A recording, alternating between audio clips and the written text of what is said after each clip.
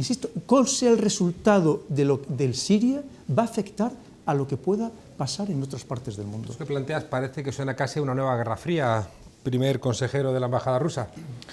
Bueno, pues yo en parte estoy de acuerdo con Pedro, que acaba de describirnos un mundo bastante complejo de intereses de varias potencias centrados en una región geográfica. Para mí, sin embargo, el fenómeno más interesante de Daesh es que da ciertas características de lo que estamos observando. Es el ataque de los ataques premeditados a los monumentos de patrimonio histórico y cultural, como el Parque Arqueológico de Palmira, por ejemplo. Pues ya observó en su época Spengler que arqueología como ciencia es un rasgo característico del mundo moderno, nace con el mundo moderno. Y pues ya los antiguos romanos conocían perfectamente dónde estaba Troya, eso lo estudiaban en escuelas todos, pero a nadie de ellos se le ocurrió la idea de montar un parque arqueológico o empezar excavaciones. O sea, esta destrucción del templo de Júpiter en Palmira era como una especie de cuadrado negro de Malevich, una negación de lo existente anteriormente. Y bueno, pues por eso pienso que es un fenómeno más preocupante que puede parecer en apariencia, o sea, tiene raíces más profundas, más allá de la geopolítica tal vez. También podríamos explicar que Rusia necesitaba tiempo para recuperarse y que por eso en este momento sí que, bueno, pues parece que sus intereses en Siria permiten que Rusia, bueno, pues ejerza su influencia, mientras que a lo mejor hace 10 años no tenía esa posibilidad, y también eso explica por qué se alarga tanto un conflicto como el sirio.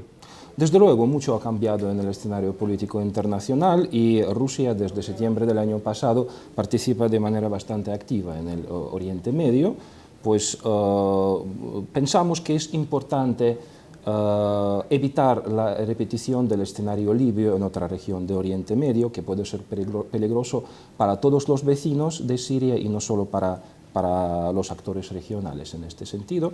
Así que, junto con otras potencias regionales, estamos participando pues, por invitación del gobierno legítimo sirio y, como bien sabemos por los noticiarios, hubo últimamente unos avances importantes, pero todavía pienso yo que es temprano hablar de algo preciso. Necesitamos tiempo para ver cómo desarrollar la situación. Igual conviene que escuchemos ni más ni menos que a Hillary Clinton opinar sobre la participación estadounidense en este conflicto. Vamos a escucharla. To be fair, we had helped to create the problem we're now fighting. How? Because when the Soviet Union invaded Afghanistan, we had this brilliant idea that we were going to come to Pakistan and create a force of mujahideen, equip them with Stinger missiles and everything else to go after the Soviets inside Afghanistan. And we were successful. The Soviets left Afghanistan, and then we said, great, goodbye, leaving these trained people who were fanatical in Afghanistan and Pakistan, leaving them well armed, creating a mess, frankly, that at the time we didn't really recognize. We were just so happy to see the Soviet Union fall, and we thought, okay, fine, we're okay now. Everything's going to be so much better. Now you look back, the people we're fighting today, we were supporting in the fight against the Soviets. Me van a perdonar mi ingenuidad, pero lo han vuelto a hacer, ¿no, Ramón? Sí, yo, sabes que no soy muy amigo de las teorías de la conspiración, y para mí la mayor conspiración que existe es la estupidez.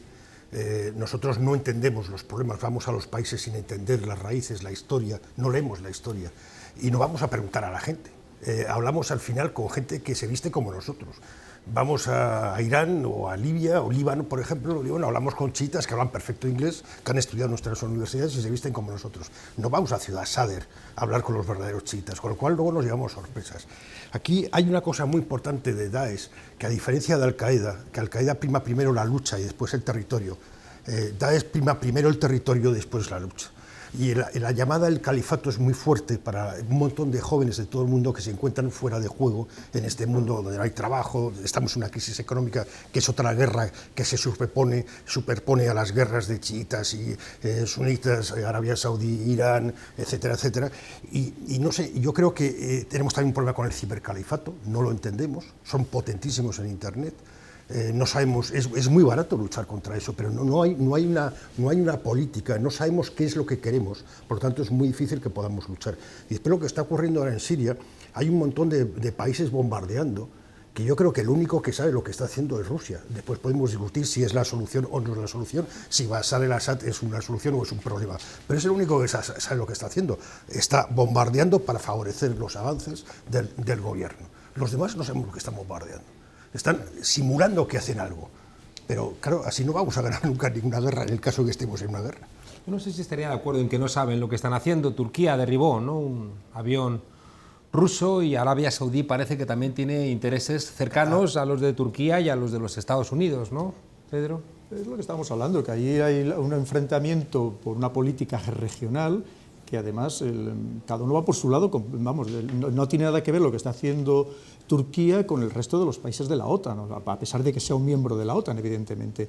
El derribo del avión ruso está más que demostrado que fue una decisión política, y una decisión política errónea, sin lugar a dudas. No tiene ninguna justificación bajo ningún punto de vista, ninguna.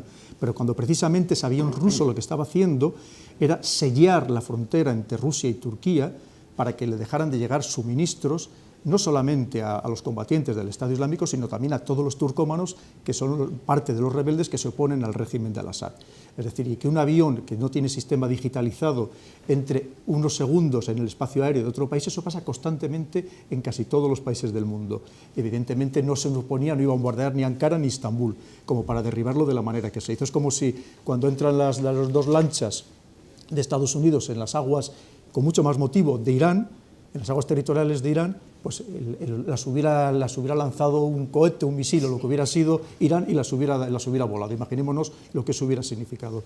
Aquí se han dicho cosas también muy interesantes, si me permite, Juan Carlos. El tema de la destrucción de los monumentos, sabe que eso también es más montaje que otra cosa.